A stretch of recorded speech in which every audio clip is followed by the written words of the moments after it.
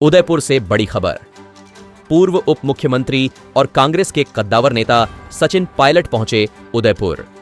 उदयपुर के महाराणा प्रताप एयरपोर्ट पर पहुंचे सचिन पायलट। एयरपोर्ट पर कांग्रेसी कार्यकर्ताओं ने किया स्वागत।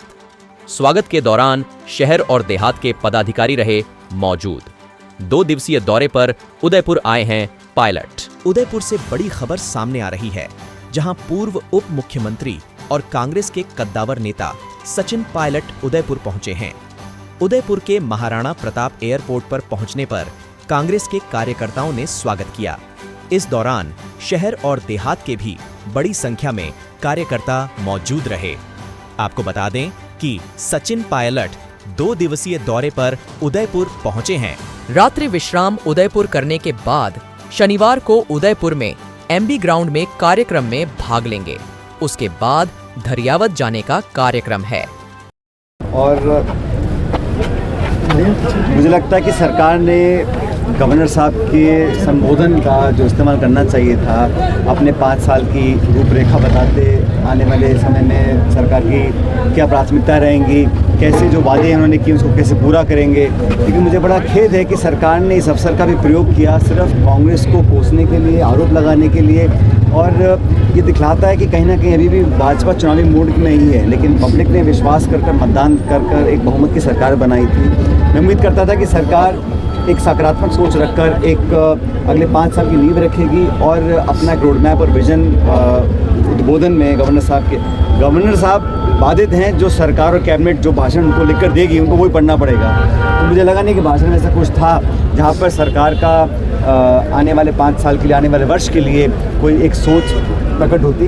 पूरा समय जो उनका भाषण था, जो सरकार ने बनाया था, वो भाषण सिर्फ कांग्रेस पर ही आरोप लगाने पर था, कांग्रेस पर ही आरोप प्रत्यारोप और उंगली उठाने का था। मुझे लगता है कि उसका बहुत ज़्यादा लाभ होगा नहीं। सरकार अभी सिर्फ 1 महीना हुआ है, बहुत जल्द है आकलन करना। लेकिन जो संकेत हमें मिल रहे हैं, जिस प्रकार से 5000 बच्चों की नौकरी छीन ली गई। मैं आज वहाँ गया था, जयपुर घर में बैठे हैं लोगों से मिलने के लिए। तो बिना कारण के, बिना नोटिस के लोगों का रोज़गार छीन लेना, ये वो सरकार है जिस भाजपा ने कहा था कि हम देश में 2 करोड़ रोज़गार प्रतिवर्ष देंगे। आज 10 साल पूरे हो गए, 20 करोड़ लोगों को रोज़गार मिलना चाहिए था।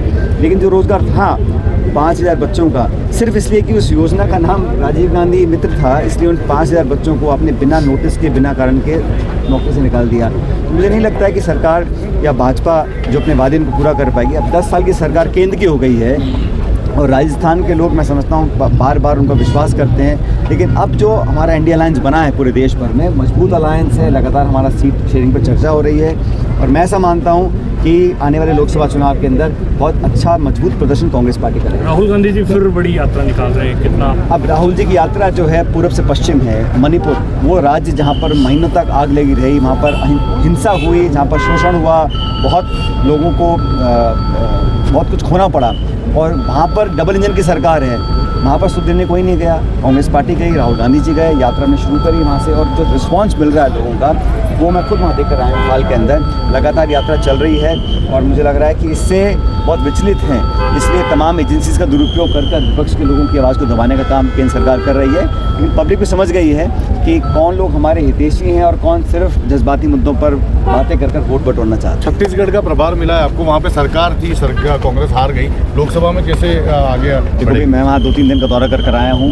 वहाँ पर हमारा वोट प्रतिशत उतना ही है। ये बात सच है कि सरकार, हमें उम्मीद थी बन जाएगी, उसका सबको खेद है। राजस्थान में हमको लगता है सरकार बन जाएगी। हम लोग 70 MLA जीत कर आए हैं। सबसे बड़ी बात यह है कि सरकार को बने 4 हफ्ते हुए नहीं थे, एक उपचुनाव हुआ।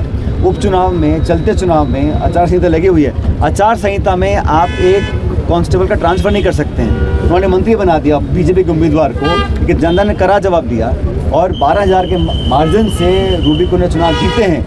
भाजपा के, मेरे ख्याल किसी ने मुझे कहा गंगानगर में, ये पहले अग्निवीर मंत्री थे कि वो मंत्री बना दिया और शपथ दिला दी, लेकिन जनता ने नकार दिया। तो पब्लिक बहुत महान है। राजस्थान देश की जनता, मतदाता सबसे ऊपर हैं, बहुत समझदार हैं, संजीदा हैं, सब बातों को जानते हैं। सोच समझ कर मत का प्रयोग करेंगे और आने वाले लोकसभा चुनाव में छत्तीसगढ़ सहित सभी राज्यों में हमारा अच्छा परफॉर्मेंस। सर, आखिरी सवाल, राम मंदिर को लेकर कांग्रेस एकजुट नहीं है, पूरी पार्टी एकजुट है। इसमें विस्तार से चर्चा करूँगा कल आप लोगों के साथ बैठकर। लेकिन मुझे लगता है कि इसका भारतीय जनता पार्टी ने बिना वजह इसको पोलराइज किया है और रामलला सबके हैं। कोई इस पर अपना एकाधिकार मानना चाहता है, मनोपली करना चाहता है, तो वो भी गलत है। ठीक है सर।